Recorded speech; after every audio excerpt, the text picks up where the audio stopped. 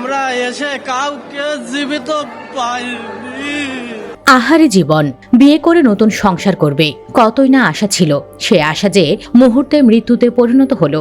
বিয়ে করে নববধূকে নিয়ে বাড়ি ফেরার পথে ভয়ঙ্কর অ্যাক্সিডেন্টে এক পরিবারের 13 জন জীবন হারিয়েছে। মর্মান্তিক এই ঘটনাটি ঘটেছে বাগেরহাটের রামপালে। খবর নিয়ে জানা গেছে, নৌবাহিনীর স্টাফ বাসের সঙ্গে মাইক্রোবাসের মুখোমুখি সংঘর্ষে নববধূ সহ 13 জন জীবন হারিয়েছেন। বিকেলে উপজেলার বেলাই ব্রিজ সংলগ্ন এলাকায় এ দুর্ঘটনা ঘটে। পরিচয় নিশ্চিত করে নববধূর মামা নাসিম উদ্দিন বলেন, আমার ভাগ্নির আজ বিয়ে হয়েছে।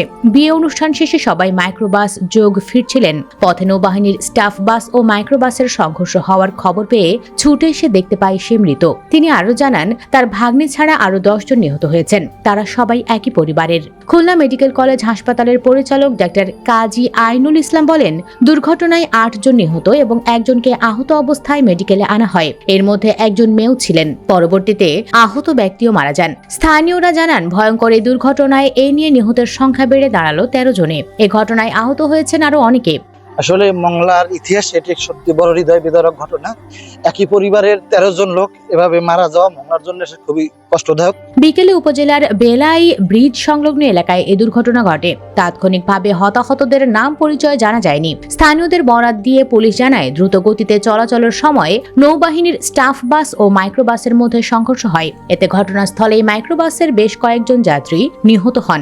এ সময় আরো কয়েকজন গুরুতর আহত হন। দুর্ঘটনার খবর পেয়ে পুলিশ ও ফায়ার সার্ভিসের সদস্যরা দ্রুত ঘটনাস্থলে পৌঁছে উদ্ধার অভিযান শুরু করেন। আহতদের উদ্ধার করে রামপাল উপজেলা স্বাস্থ্য কমপ্লেক্স এবং খুলনা মেডিকেল কলেজ হাসপাতালে পাঠানো হয়েছে। রামপাল উপজেলা স্বাস্থ্য ও পরিবার পরিকল্পনা কর্মকর্তা সুকান্ত কুমার পাল বলেন, হাসপাতালে এক শিশুসহ 4 জনকে নিয়ে আসা হয়। এখানে আসার আগেই তাদের মৃত্যু হয়েছে। মরদেহ এখন হাসপাতালে আছে।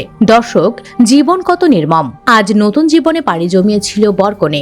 আনন্দ উল্লাসে মেতেছিল গোটা পরিবার। এক অ্যাক্সিডেন্টে শেষ হয়ে গেল 12 জনের একটি পরিবার। নিয়তির খেলা বোঝা বড়ই কঠিন। পুরো গ্রাম জুড়ে চলছে শোকের মাতম। এই দুর্ঘটনায় আপনি কষ্ট পেয়ে থাকলে কমেন্টে জানিয়ে দিন আপনার সহমর্মিতা। ভিডিওটি ভালো লাগলে লাইক ও শেয়ার করুন। আর আমাদের চ্যানেলে নতুন হলে সাবস্ক্রাইব করে সাথেই থাকুন। ধন্যবাদ।